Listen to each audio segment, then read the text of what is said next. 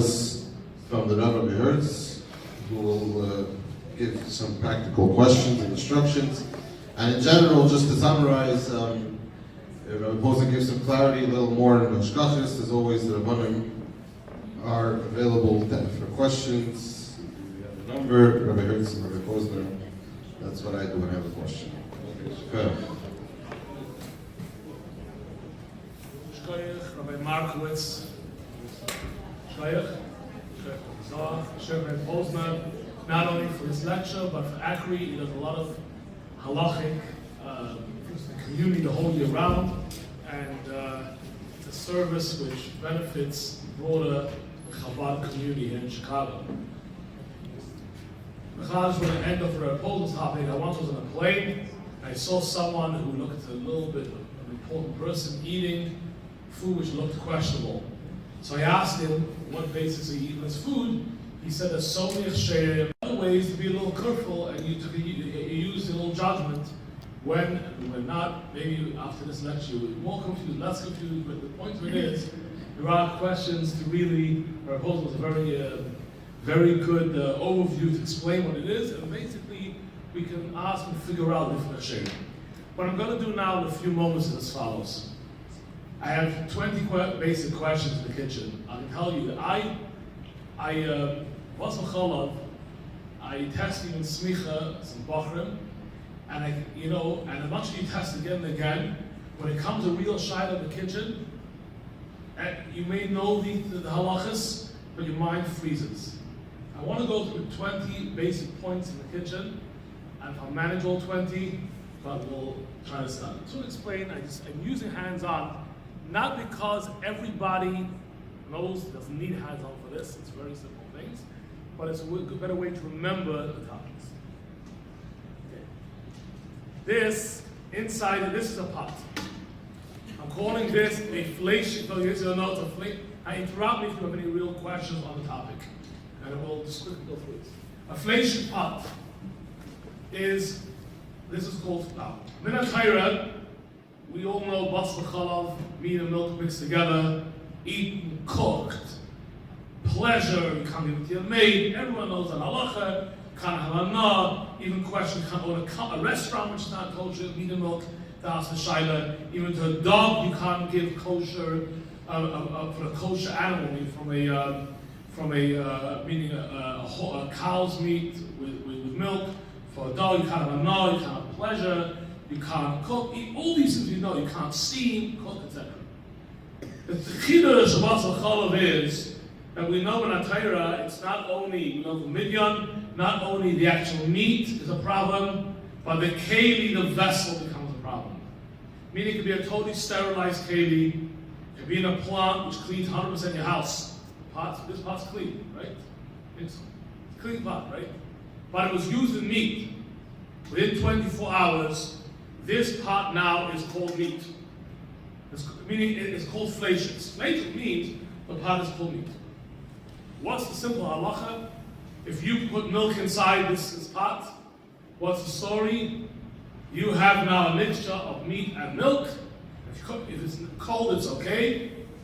But if it's cooked together on a degree higher than 110 degrees, or if it's soaked together for 24 hours, which can happen sometimes, with steak, milk soaked in a meat pot in your refrigerator, put the soup, you put it in the wrong container, this is now a mixture of basar Cholov, and you have to kasher your meat pot. That is simple. Okay. Yes? You're talking only about a pot that can be heated up, or this applies to any containers? Again, initial pot, kli rishon. I'm talking about the pot which is on the fire. Obviously, I'm going to go with it, if it's a little bit, if it's a kli sheni, it's a little easier. The second part's a little easier. I'm saying either it was on the fire or it was soaked for 24 hours, it's legal. Now, that is if it's in 24 hours. If it's more than 24 hours, we all know the cloud, it's called Einay Ben Yaimai. And then if it's more than 24 hours, what's the practicality of it? More than 24 hours, it gives off a bad taste. So now this milk is not milk anymore, it's called residue. It changed from milk to residue, and that's why now that it changed from milk to residue, this milk now inside, if I put, the meat changed to residue. Now that it mixes the milk is not a problem. Why? Because it is not meat anymore, it's residue. Okay. So, I'll give you a practical application. If you, let's say, soak meat inside it for 24 hours, okay, for 24 hours, it's a little bit complicated. 24 hours now, the thing becomes now considered cooked. But more than 24 hours already, the pot is considered a residue. So the food, there's a difference in the food and the pot. Meaning the food, after 24, the pot has to be kosher. But the food really is okay, because the food was there more than 24 hours, so according to many authorities, it's called residue. But let's not get into more complications, this is the regular case. Now, let's say now this is fleishik. I went and took a milchik spoon, stuck it inside this fleishik pot, and I mixed it together. What's the halacha? What? Is the ladle of ben yom or not? Okay, so if the ladle is used in ben yom in 24 hours, then what's the halacha? Then it's a problem unless there is 60 times against how much was inserted. Inserted means not the whole ladle, it's a whole ladle. How much of it went into the pot? Meaning that the steam, the pot, even if the pot had food low down, how much went in the pot? Let's say this pot went in the pot, I calculate 60 against it, and then what's the halacha of 60 times against it? What's the din? Again, this pot has meat. Let's say again, we're talking about a pot now which has meat inside. This is a fleishik pot with meat inside. This is a milchik spoon. What's the halacha? The food is fine because it's 60 times against it. The pot is okay. What's the din with the spoon? The spoon has to be kosher. Because the spoon, even though the spoon, they're not always, there's different reasons why, I'm not sure how much went in, the spoon has to be kosher. The reason we don't have time for. Now, let's say this was used, there's no 60 against it, so then it makes a difference if this is a ben yom or a ben yom, which means if this was used in 24 hours, this spoon with milchiks, then what's the halacha? Then the halacha is that everything's no good. If it was used more than 24 hours, what's the halacha? The pot's okay, the food is okay, but the spoon still has to be kosher. The spoon always has to be kosher. Why? Put it in the box to the side, and explain to you later if you have time. Okay. Now, the same klal, to make things very easy, the same klal will be, if this had a cover on top, I took, call it a spoon, instead of a spoon, call it a milchik cover, and I put a milchik cover in a fleishik pot. It's the same din, and it's bubbling up. The cover has, as long as the pot's bubbling, has the same din as a spoon. Which means that it depends if it's 60 against it. Usually a cover does not have 60 against it. So then you'll make the difference. Is it a cover used for a pot within 24 hours? That is called a ben yomai. If it was a cold cover from the drawer used more than 24 hours, then it's called an einai ben yomai.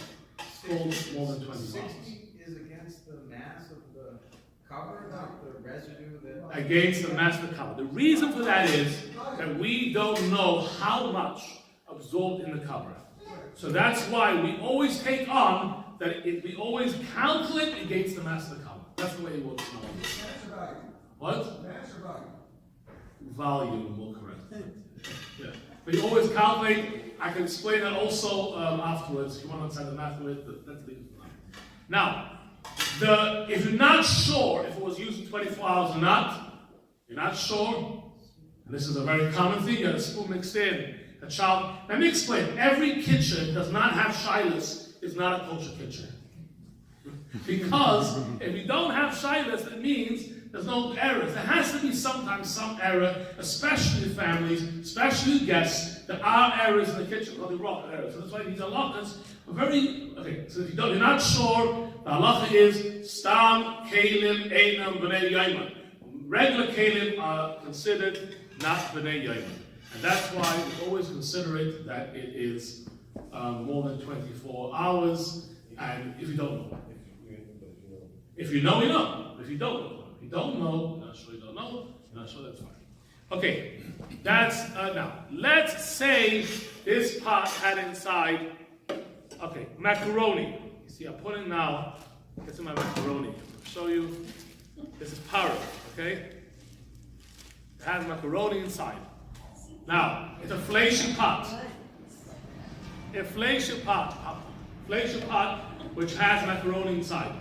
What is the din with this macaroni? You cook in a inflation pot macaroni, plain macaroni. The macaroni is called, in halacha, it's called not barnat, paref to a degree. And let me explain. If this pot was used in 24 hours, this original pot, then you're not allowed to cook macaroni to mix with cheese.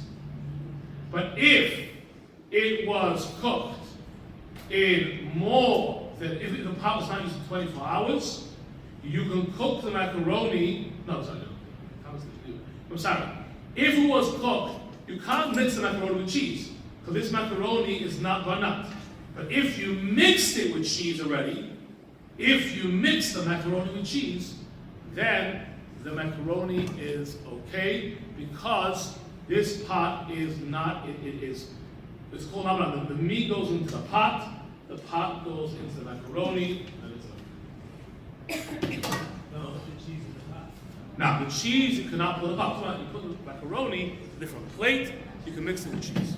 That's even if it's a ben yaimah. Even if it's a ben yaimah, with the evidence, okay. Like at chila, if it's a ben yaimah, you can't mix it, call that shenazin. But once you mix it, if you did it, it's okay. You mean if you mixed it outside the pot? Outside the pot, And correct. if it's not ben yaimah, left on table is fine? Not ben yaimah, if you did it, not ben yaimah, you can't let the chila cook it to mix it. But once you cook it, you're allowed to mix it. Not ben yaimah, it's not used 24 hours, you can't cook it initially to mix it.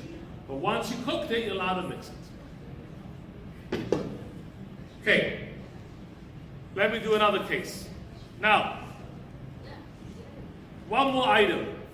All this a difference, now, this pot, we say a difference, it's all talking about very good if this was regular macaroni. But if it had a lot of onions inside, and it's sharp, the whole halacha is different.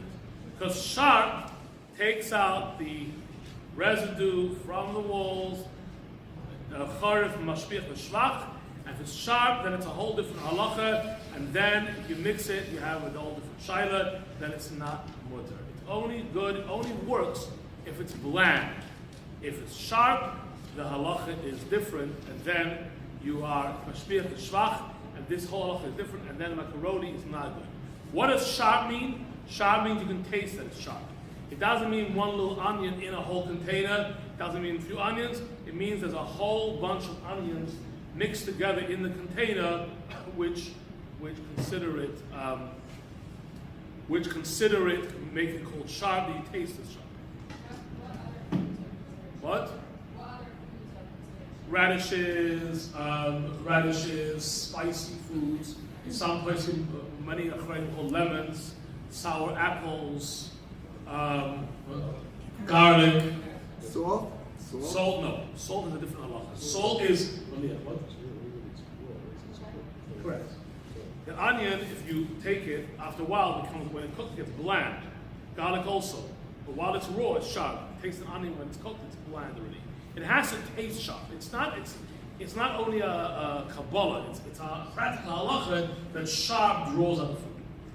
So, in theory, if you would have a cooked onion and a pre-cooked onion in a proper pot, and you would add that pre-cooked onion because it's no longer sharp, it's not going to have the same thing as.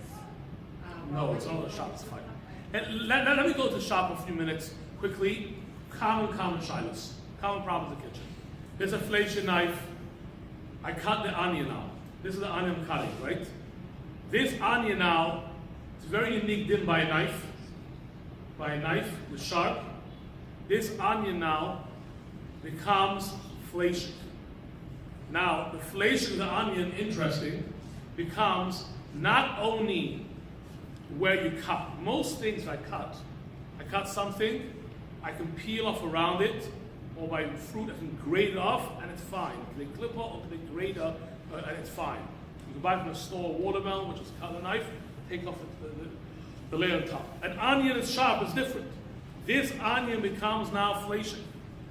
So now that I use this onion, and if I have 60 times against the blade which went in, then I only got to cut off 2 fingers around the knife. But if I have less than 60, which usually less, or if I dice the onion in a few places, every cut has to have 60. I dice the onion a couple of times. Then the story with the onion is, it's fleishiks. This onion now mixed into milchiks, you have to go against this whole onion, which is called meat now. This whole onion became now meat. One of the common cases I have, people always ask, sometime if you cut it with a fleischer knife, can I put it into a milchik blender, grinder, etc.? The answer is definitely no. Can I put it into a parav one and still remain parav? The answer is no. You can't put a parav in parav. Now, if it happened, is it a problem forever with my blender that it always stays grind, stays parav? Or if it happens, if I did it, then you can call a rub already, because there are sometimes leniencies that it doesn't become totally asur forever. Because if it's asur, you have a real problem with kashrut, etc. Yes? Is the entire onion fleishiks? Yes. Or where you cut it? The entire onion, there's no 60 against it, the entire onion is fleishik. It's like a din, to explain what a din is. If I took this knife, it's a milking knife, it's white, and I cut a piece of meat, a hot piece of meat, very unique din by a knife, where if I take a spoon and put in the meat, it's nothing. With a knife and a hot piece of meat, the entire meat is a problem. Not only around it, but also around it, we must both ways. Also around it, and also the whole area. I need 60 times the meat against the blade which went in. An entire hot piece of meat is a problem. Same thing, a sharp cold is like a hot piece of meat. That's how you remember this concept. Yes? Is that even if the knife is Eno Ben Yomo as well? Yeah. The answer is, even the question was, even if the knife is used more than 24 hours, by a knife it's unique. A knife, we say, because a knife, for a few reasons. First, knife is pressure. Second of all, knife has shanulis, as grease and knife. Even though knives are clean, hopefully, but it's accepted in Shulchan the knives have some grease in it, and the pressure together. By a knife is different than any other kelim, and even with machne, where there's also in the What?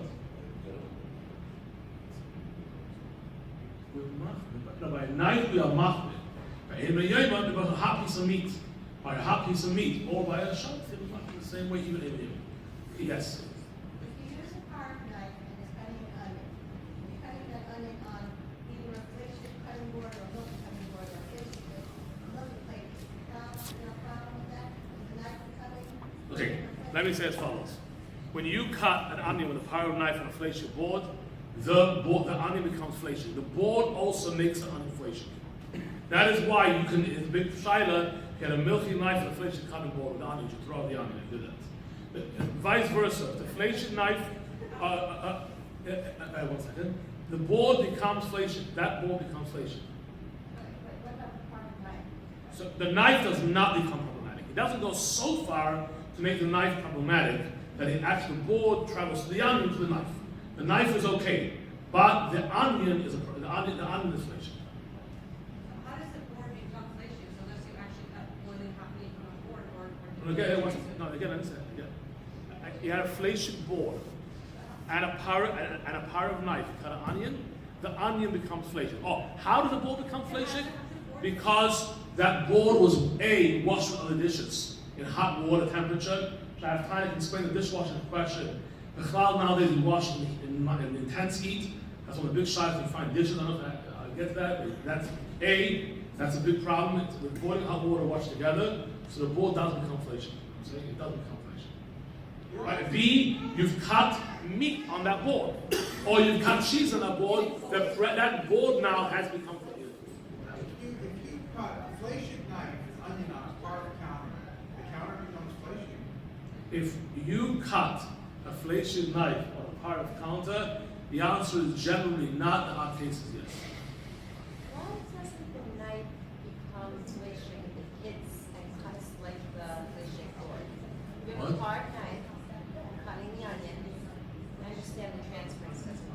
Okay. When you cut it, what's the board? I mean, you don't, when you cut something, the knife. You cut it on the board. The pressure, the board, that's what it is. The pressure of the knife, the board brings some pressure into the onion. That's the way it is in Halacha. But why doesn't the knife become fleishik when it hits the board? and It cuts doesn't because Kelim, Negias Kelim, one Kelim touch on the Kelim doesn't become problematic. You can have fleishik touching milk in the whole day, there's no problem. It has to touch through liquid. That is why in our kitchen, for instance, the only way you become much on a grate, you can have a pot on a grate, no real shot at halacha. The problem when you have separate burners, all these things are because of liquid contact. Only liquid creates the contact onto the other. Yes. Yeah. What if you take a carved knife and you cut an onion over a fleishik cut? Nothing else you cut fires on. Is the knife now fleishik or carved? The knife is not fleishik. The onion is the problem. The onion is fleishik.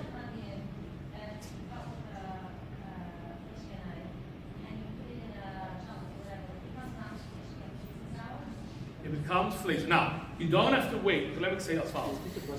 The question was, when I cut an onion with a fleishik knife, do I have to wait 6 hours for this onion? The answer is no. The reason you wait 6 hours for two reasons. Because meat will be stuck in your mouth, and because of the residue. Memela, it doesn't become fleishik. However, the Pri Megadim brings down, which we many pass on halacha, that vice versa. If you are fleishik for 6 hours, you should not use an onion cut with a milking knife. And that's people are not so careful on. We mean as follows. When you cut an onion with a milking knife, let's say you're fleishik, you go to a restaurant and you want to have a restaurant which serves cheese, but they also use onions, have a salad, and a salad has onions cut with a milking knife. The Pri Megadim says, for 6 hours you should not eat that salad. And that's how many places can go by. Does that answer the question? Yes. You milk it, and then you milk it, and then you want to have. Milk egg, we are machmir going to the Zayar 1 hour. But it's, and you want to have fleishik together for 1 hour. Why? Not together for sure not, never together. The clouds, you know, anything used together, the same thing as we know, just like in an oven. When you bake a cake in an oven, if it was fleishiks in the oven, or fleishiks were used that day in the oven, you cannot eat that cake with milchiks. Those are, but afterwards, before you can have it. Yes.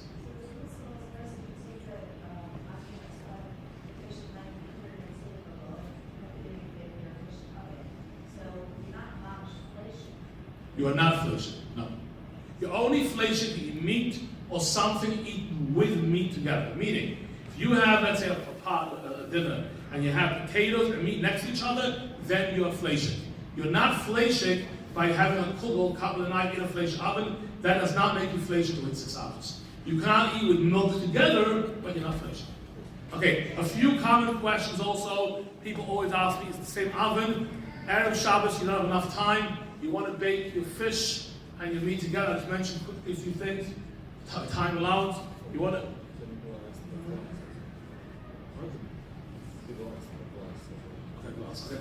Okay, that's all. Okay. Commonly about you want to bake. You want to eat your Erev Shabbos. You want to make fish and meat. The answer is you make it separate. If you mamish get stuck, you cover them. it's okay. You should try having the oven first for fish and for meat, because you shouldn't have it together. Someone asked a question about glass. I want to tell you about glass. Glass is very interesting.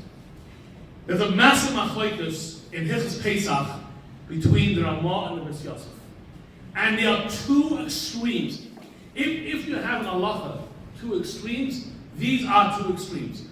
The Bris Yosef, Rabbi Yosef Cairo, is a machmir and holds that glass is mutar. There's no shaila. You don't have to even kosher glass.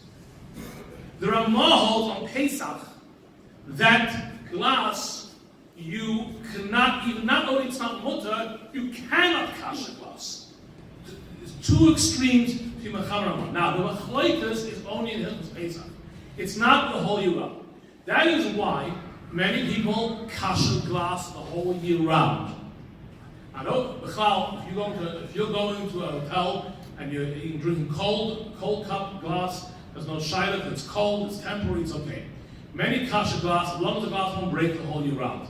But that is the question. I don't have time to explain every detail there. But the answer is that's a din in general by glass. When it comes to the whole year round, we do kosher Pesach, we don't kosher glass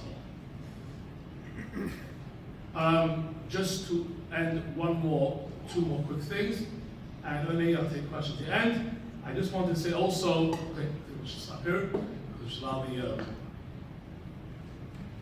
We're now going to go to part 3. I want to give a special thank you to Rabbi Langer for joining us here. Rabbi Langer is a worldwide, not only CRC expert in Bedikas Kelim, and he's going to show demonstrations of how to check for bugs, and which is one of the most important things. We spoke about doing the hands-on. It's a long presentation, but we'll do hands-on. For those, it will go a little bit closer to 1. For those that have to leave carpet or anything else, leave. And we appreciate it. Also in the end, we can take questions. Myself, or both of I, all 3